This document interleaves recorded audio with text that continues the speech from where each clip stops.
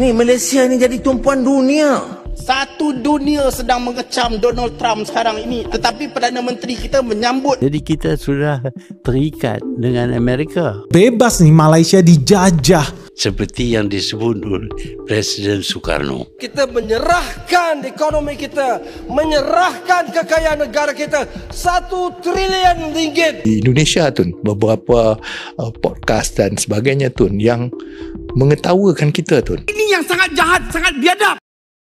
Halo sahabat, Malaysia dijajah asing.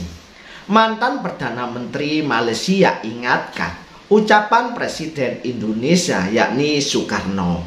Yuk kita lihat videonya. Kesepakatan dagang antara Amerika dan Malaysia kini menjadi sorotan panas di negeri jiran.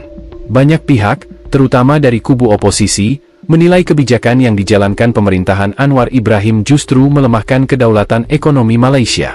Mereka menuding, hubungan dagang itu bukan sekadar kerjasama, tetapi bentuk ketergantungan yang membuat Malaysia berada di bawah pengaruh Washington. Kritikus pun menyindir tajam, dulu dijajah Inggris, kini dijajah Amerika. Mantan PM Mahathir Mohamad turut memperingatkan agar Malaysia tidak kehilangan arah. Ia turut mengingatkan ucapan Presiden pertama Indonesia, Soekarno pada waktu itu.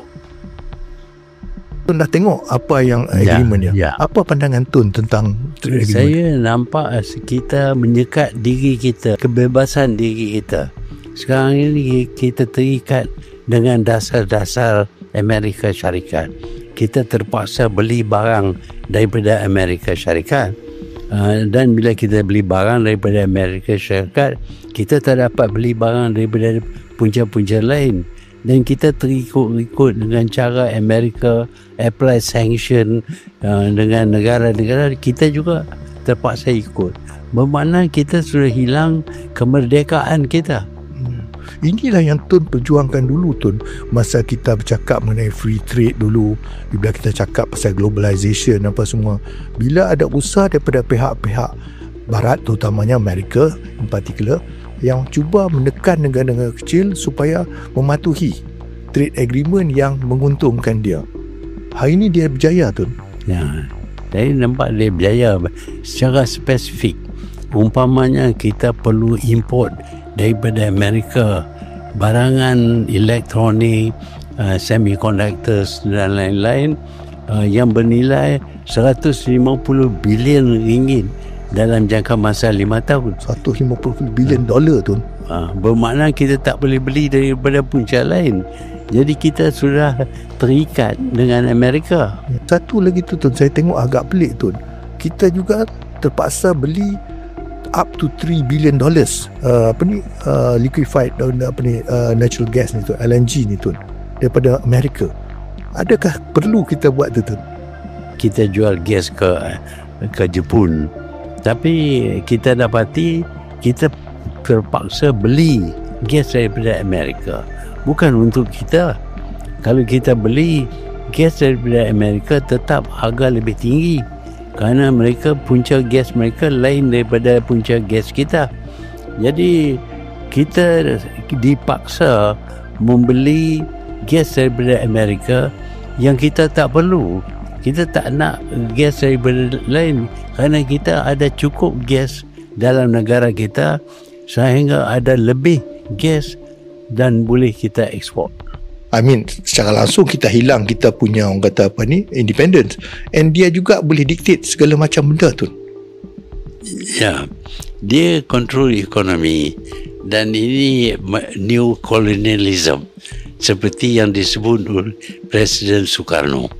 New colonialism bermakna mereka jadikan kawasan-kawasan ini sebagai sebahagian daripada koloni mereka. Dan tak dapat tidak, politik kita juga akan dikuasai oleh Amerika, termasuk hubungan antara bangsa kita. Kalau kita nak ada hubungan yang rapat dengan negara China dan ini merugikan Amerika, maka itu bertentangan dengan dasar Amerika dan kita perlu rujuk dan mungkin perlu ditentukan oleh Amerika. saya lihat di Indonesia tu beberapa podcast dan sebagainya tu yang mengetawakan kita tu. Dia kata Indonesia stood firm on beberapa isu bila berbincang, tapi Malaysia sudah dengan begitu mudah menyerah kalah, dia kata, demi untuk mendapat orang kata perhatian. Tun, ini bukan perkara baru Tun. Sesebuah negara ataupun pemimpin sebuah negara yang sanggup orang kata berteluku ataupun growl di hadapan Amerika demi untuk kelangsungan kuasa. Kita dah lihat banyak Tun. Sepanjang hidup Tun, saya rasa Tun dah lihat di negara Arab dan sebagainya Tun. Apakah ini yang sedang berlaku pada kita Tun? Ya, bila kita merdeka, kita tunjuk kepada dunia bahawa kita benar-benar merdeka. Kita tak dikongkong oleh mana-mana negara. Dan sudah tentu dalam lawatan-lawatan kita ke luar negara pun, kita lebih utamakan negara-negara kecil dan tidak berteluk kepada negara besar. Kita sedar mereka mempunyai kuasa, tapi kita anggap kita bebas. Kita tidak perlu tunduk kepada kuasa mereka. Oke sahabat, kesepakatan dagang antara Malaysia dan Amerika kini menjadi sorotan panas di negeri jiran ini. Banyak pihak terutama dari kubu oposisi menilai kebijakan yang dijalankan pemerintah Anwar Ibrahim justru melemahkan kedaulatan ekonomi Malaysia ini. Dan banyak yang menuding hubungan dagang antara Malaysia dan Amerika Serikat ini bukan sekedar kerjasama biasa, tapi bentuk ketergantungan yang membuat Malaysia berada di bawah pengaruh Amerika Serikat.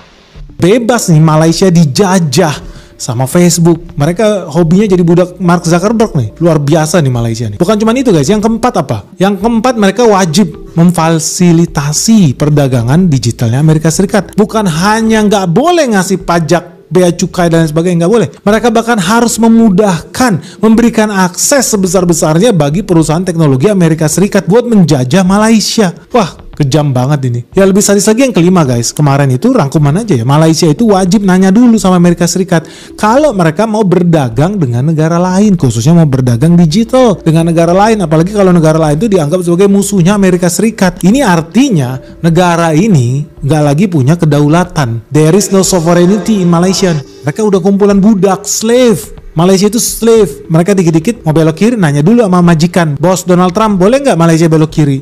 Kalau mau belok kanan nanya lagi, bos Donald Trump, Malaysia boleh nggak belok ke kanan? Betul-betul idiot nih. Ini betul-betul bodoh nih yang tahu. Donald Trump mencuri perhatian dunia dengan ancaman keras terhadap negara-negara BRICS termasuk Malaysia. Menggugat dominasi dolar Amerika Serikat, Trump menegaskan bahawa negara-negara yang cuba beralih dari mata wang Amerika itu akan menghadapi tarif 100%. Ini termasuklah Malaysia yang baru menyertai BRICS. Ancaman ini menambah ketegangan dalam hubungan perdagangan global di mana ekonomi kecil seperti Malaysia perlu berhati-hati. Namun, di sebalik ancaman, Perdana Menteri Malaysia, Datuk Seri Anwar Ibrahim, menegaskan pentingnya penyertaan dalam BRICS untuk membuka pasaran baharu bagi negara. Pada saya, bila kita terpaksa gunakan exit clause untuk to justify orang kata kita punya perjanjian, maknanya there's something wrong from the start lah. Why do you need an exit clause? Kalau, yes you need an exit clause, tapi guna exit clause tu sebagai alasan yang kita boleh keluar tu.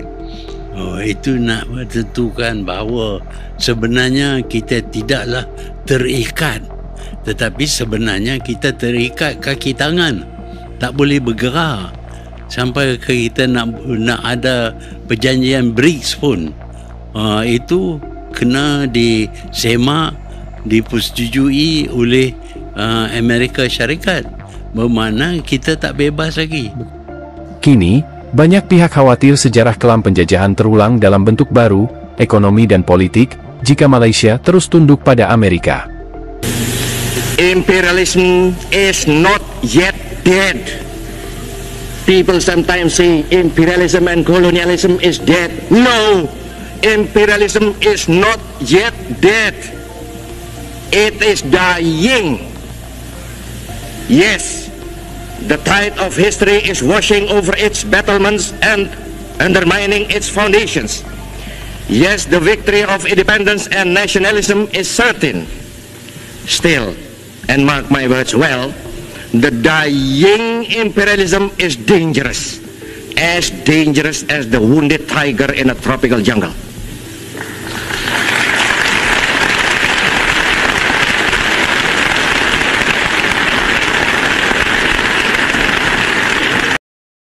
Oke, gini sahabat. Bung Karno pernah mengatakan bahwa kita harus menuntut bahwa suara sekarang ini telah menjadi sebuah protes. Reaksi orang-orang yang mendengar pidatonya terbilang cukup takut.